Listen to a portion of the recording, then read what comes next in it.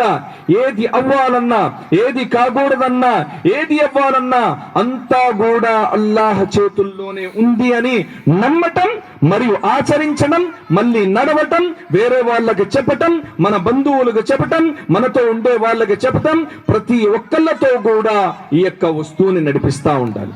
కేవలం చెప్పటం వరకే కాదు, కేవలం నడవడికి మన యొక్క ప్రతి ఒక్క వస్తువు కూడా, ప్రతి ఒక్క చిన్నదైనా సరే, ప్రతి ఒక్క పెద్దదైనా సరే అల్లాహ్ యొక్క ఆజ్ఞల మీద నడవాలి. విశ్వాసం అంటే ఏంది?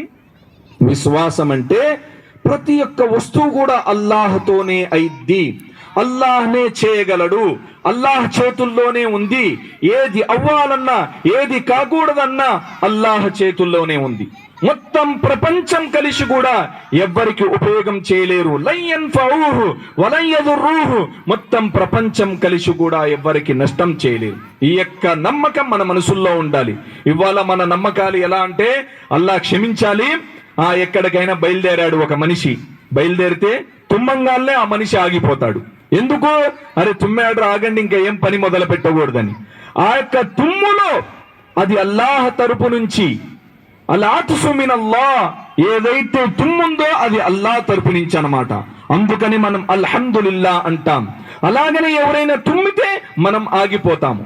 అలాగనే ప్రతి ఒక్క వస్తువు కూడా, ప్రేమైన సహోదరులారా, ఒక మాట గుర్తు పెట్టుకోండి, ప్రళయ దినం దాకా, ఎప్పుడు దాకా? ప్రళయ దినం దాకా ఎన్నైతే సమస్యలు వస్తాయో, ఎంతైతే మనిషికి అవసరాలు ఉంటాయో, ప్రతి ఒక్క వస్తువు కూడా ఖురాన్ మరియు హదీసులో ఉందన్నమాట. మనం తెలుసుకొని, మనం వాళ్ళతో కనుక్కొని, నమ్మకమైన పండితుల దగ్గర తెలుసుకొని మనం ఆచరిస్తా ఉండాలి. చూడండి, మీరందరూ కూడా ముందు కూర్చున్నారు, మీరు బాగా ఇంటే అల్లాహ్ తబారక వ తఆలా మనసులో వేస్తా ఉంటాడు అన్నమాట. అప్పుడు చెప్పటం సులభమైద్ది. ఒక్కసారి జాగ్రత్తగా వినండి, జాగ్రత్తగా కొద్దిసేపే జాగ్రత్తగా వినండి.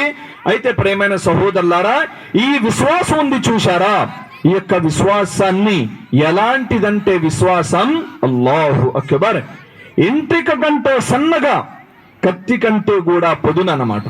ఈ యొక్క నమ్మకంలో ఎలాంటి స్థితిలో కూడా, ఎలాంటి సంతోషంలో కూడా, ఎలాంటి బాధలో కూడా, ఎలాంటి కష్టాల్లో కూడా, ఎప్పుడు కూడా మన సంకల్పంలో అయినా సరే, మన నడివడికలో అయినా సరే, మన చూపులైనా సరే, మన మాటల్లో అయినా సరే, ఎలాంటి స్థితుల్లో కూడా విశ్వాసంలో రవ్వంత కూడా చిల్లు ఉందా, మన విశ్వాసం నుంచి పక్కకు తొలుగుతాం. ప్రేమైన సహోదరులారా, ఎలాంటి స్థితుల్లో అయినా సరే, అల్లాహ్ తబారక వ తఆలా ఖురాన్లో అంటున్నారు, గౌరవం అగౌరవం, ఆరోగ్యం అనారోగ్యం, జీవితం మరణం, వయసు బుఢాపా, ఇవన్నీ కూడా ప్రతి ఒక్క వస్తువు కూడా అల్లాహ్ చేతుల్లోనే ఉంది. ఇది యొక్క మన నమ్మకం అన్నమాట. మన నమ్మకం ఇది కేవలం ఒక వస్తువు మీద కూడా కాదు, ప్రతి ఒక్క దాంట్లో కూడా, ప్రతి ఒక్క వస్తువులో కూడా నడుచుకుంటేనే మనం సాఫల్యం అవుతాము. ప్రతి ఒక్క దాంట్లో కూడా మనం పెళ్లి చెయ్యాలన్నా సరే, ఒక స్త్రీ ఉంది, పిల్లలకి ఎలా చూడాలి వాళ్ళకైనా సరే, లేకపోతే పెద్దవాళ్ళకైనా సరే, ప్రతి ఒక్క వస్తువు కూడా మన ప్రవక్త సల్లల్లాహు అలైహి వసల్లం గారు పూర్తిగా చెప్పి ఆచరించి మనకి చూపించారన్నమాట. అయితే కేవలం మాటల ద్వారా, కేవలం వినడం ద్వారా ఈ యొక్క దీన్ వచ్చింది. కానీ ఎలా అయితే దీన్ రావాలో అలాంటి దీన్ రావాలి అంటే మనం మన పిల్లల్ని మక్తబ్కి పంపించాలి.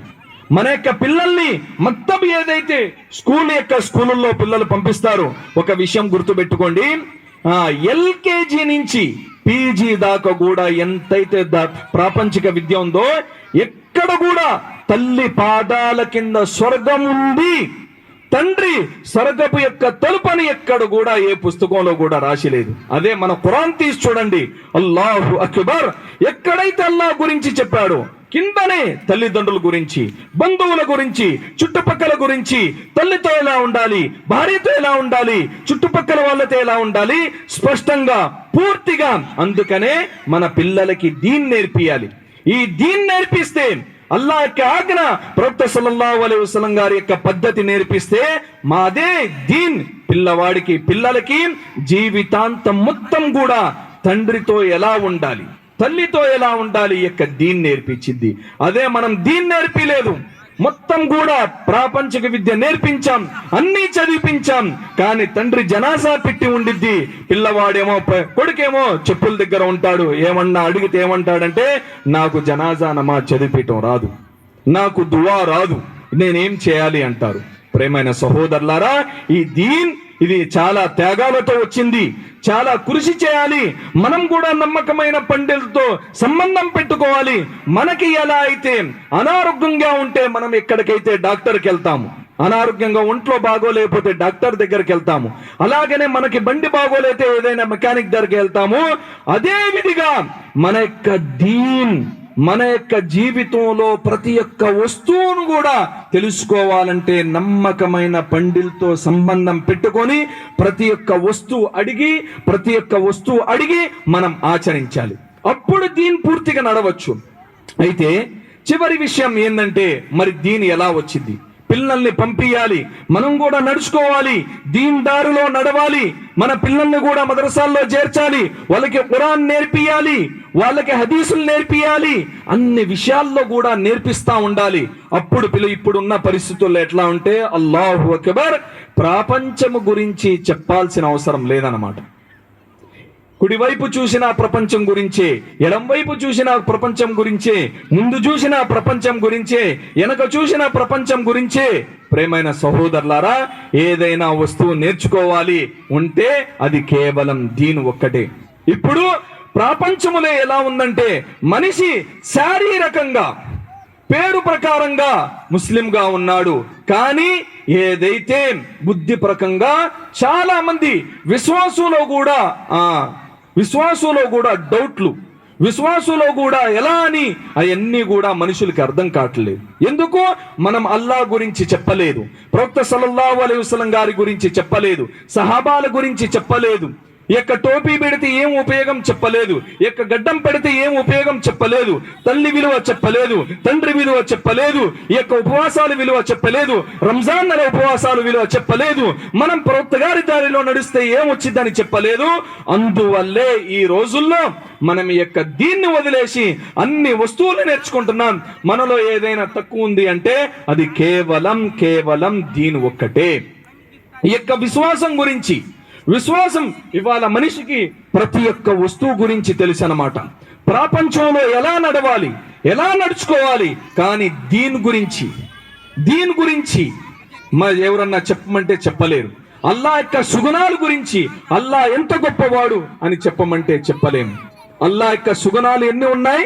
అల్లాహు అక్బర్, హువల్లాహుల్లది. అయితే ప్రేమైన సహోదరులారా, చివరి విషయం ఏనండి, మనందరం కూడా ఈ యొక్క దీన్ నేర్చుకోవాలి అంటే మన యొక్క సంబంధం మస్జిద్తో అలాగనే నమ్మకమైన పండితులతో పెట్టుకోవాలి. దీన్ నేర్చుకోవాలి. దయచేసి అందరూ కూడా ఆడవాళ్ళైనా పెద్దవాళ్ళైనా మగ ప్రతి ఒక్కళ్ళు కూడా దీన్ నేర్చుకోండి. ఈ దీన్ ఉంటేనే సాఫల్యం, లేకపోతే మనం అసాఫల్యం పొందుతాము. అల్లాహ్ తాలాతో దువా చేయండి. అల్లాహ్ తబారక తాలా మనందరికీ కూడా ఈ మాటల మీద అన్నిటి మీద ఆచరించే భాగ్యాన్ని ప్రసాదించుగాక.